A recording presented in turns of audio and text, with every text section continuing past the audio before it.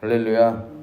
오늘도 말씀을 깨닫는 지혜와 응답받는 기도의 은총이 우리에게 넘치게 될 줄을 믿습니다. 우리 지난 18장에서는 이 천사들이 아브라함의 장막에 머무는 장면을 우리가 보았어요. 그곳에서 이 사라가 아들을 낳을 것이라 그렇게 이야기를 하고 떠나게 됩니다. 이제 그들이 길을 떠나서 소돔성에 도착을 해요. 롯이 성문에 앉아 있었다라고 성경은 이야기를 하는데, 그걸로 봐서는 롯이 이 소돔이라는 지역에서 상당한 지위에 올라 있었던 것으로 보입니다. 왜냐하면 고대 근동의 문화에서는 성문에 앉아 있는 사람들은 그 마을의 장로요, 또 재판, 이 송사를 책임지는 자요, 이 사람들의 어떤 어려움과 그 고민, 하소연들을 들어주는 사람이었어요.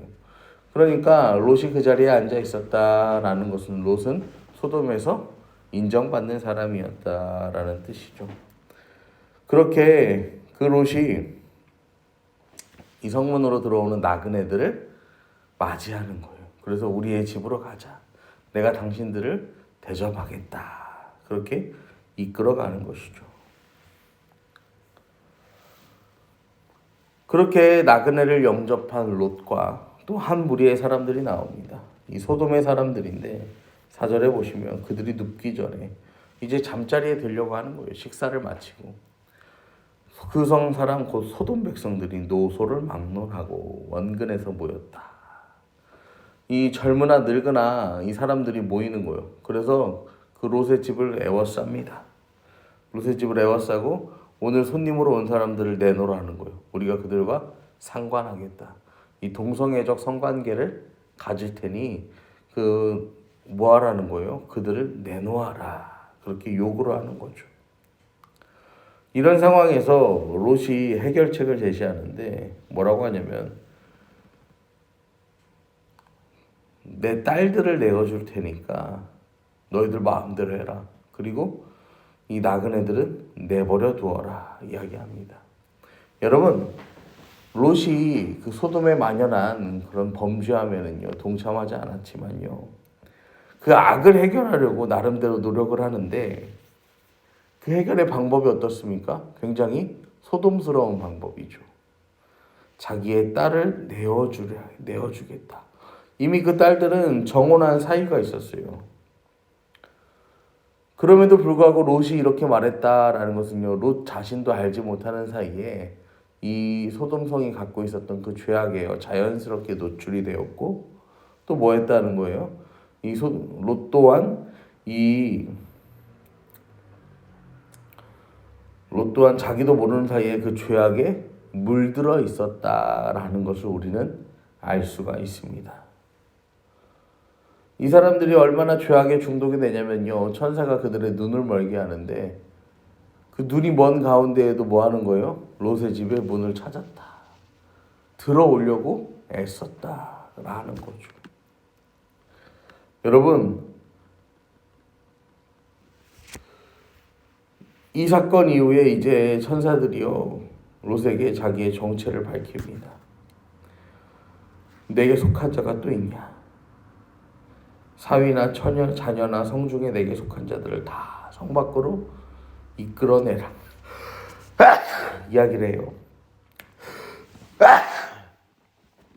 그러면서 그들에 대한 부르짖음이 여호와 앞에 크므로 여호와께서 이곳을 멸하시려고 우리를 보내셨다. 우리가 멸하리라. 하나님의 명령을 받고 우리가 이 소돔과 이 고모라 이 땅을 멸하기 위하여서 왔다라고 밝히는 거죠. 그러면서 너에게 속한 자들이 있다면 다 챙기라는 거예요. 그리고 그들과 함께 빨리 이 성 밖으로 나아가라 이야기를 하는 거예요. 롯이 그 딸들과 결혼할 사이들에게 말하니까 사이들은 이걸 농담으로 여기죠. 그 다음에 16절에 보시면 그러나 롯이 지체하매 그 사람들이 롯의 손과 그 아내의 손과 두 딸의 손을 잡아 인도하여 성 밖에 두었다 라고 성경은 말해요. 롯이요 멸망한다는 이야기를 듣고도요 뭐하라고 합니까? 지체하였다라는 것입니다. 그렇게 지체하니까 이 천사들이 뭐 하는 거예요? 그들의 손을 잡아서 이끌어서요 성 밖으로 내었다라는 거예요. 여러분 롯이 왜 못 떠났을까요? 소돔을요. 멸망한다는 이야기를 들었는데도 불구하고 왜 못 떠났을까요? 이 소돔에는요 롯의 모든 것이 남아 있었기 때문이죠. 지난밤에 이 소돔의 그 죄악을 경험했어요. 망한다는 심판의 음성도 들었어요. 그러면서도 벗어나려고 하지 않고 지체하였다라는 것은요. 지금 소돔에 있는 자기의 재산, 어떤 자기가 쌓아 올린 모든 것들, 여러분 그 모든 것들이 너무나 아까워서죠. 그것을 놓을 수가 없어서 이 롯이 끝까지 지체하였다라는 거예요. 마치 우리가 지난 시간에 마태복음 강해들에서 이제 보면은 이 부자 관원이 예수님을 찾아오잖아요. 그리고 예수님께서 그가 가지고 있는 것 중에서 놓아야 할 것으로 이 많은 물질을 말씀하시잖아요. 그러니까 그 청년이 뭐합니까? 굉장히 근심하면서 이 떠나갔다라고 성경은 기록해요. 그런 것처럼요. 이 하나님과 물질을 겸하여 섬길 수 없다라는 그 성경의 예수님의 말씀처럼요. 롯도요. 이 모든 것들을 놓고 뭐 하는 거예요? 고민하는 거예요. 여러분, 롯이 고민한 이유는 하나예요. 이게요. 하나님의 은혜로 이루어진 것이라는 걸 알지 못하고요. 롯은요. 자기의 수고와 노력으로 이루었다라고 생각했기 때문입니다. 여러분 16절에 보면요. 그들이요 성 밖에 있을 때 여호와께서 그에게 자비를 더하셨다라고 성경은 그렇게 증거합니다. 롯과 롯의 가족들이요 뭘 잘해서가 아니에요.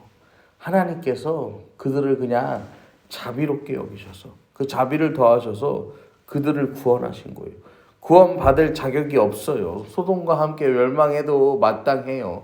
그럼에도 불구하고 하나님께서 자비를 베풀어 주셨다라는 거예요.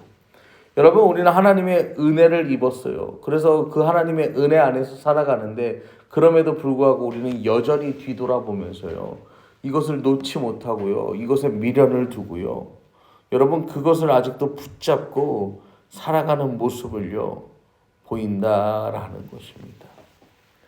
여러분 이 시대라고 해서요. 소돔과 고모라와 크게 다르지 않습니다. 오늘 우리가 살아가고 있는 이 사회도 마찬가지예요. 사람들이요.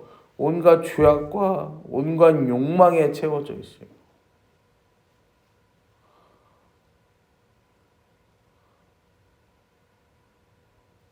이 돈과 쾌락을 위해서는 가족도 없어요. 가족도 없는데 뭐 남이라고 그렇게 배려하겠습니까? 오히려 자신을 위해서요. 사람들이요 뭐 합니까? 이 남을 해하고 남들이 무너지는 것, 이 가족을 상하게 하는 것 이런 것들에요 꺼리낌이 없어요. 여러분 오늘을 살아가는 우리에게 이 시대를 살아가는 우리에게 필요한 것은요 오늘도요 하나님의 은혜, 하나님의 자비하심입니다. 여러분 우리 힘으로는 어떻게 할 수 없어요. 우리가 여기서 벗어나고 우리가 여기서 우리의 신앙을 지키고요. 우리가 여기서 바르게 살아갈 수 있는 유일한 방법은요. 오늘도 내 삶 가운데 역사하시는 하나님의 자비하심 뿐입니다. 여러분 그 하나님의 자비하심의 능력이요. 오늘도 우리의 손을 붙잡아 주시기를 기도하시기를 부탁드립니다. 여러분 우리가 오늘도 무엇을 바라고 의지하고 나아가겠습니까?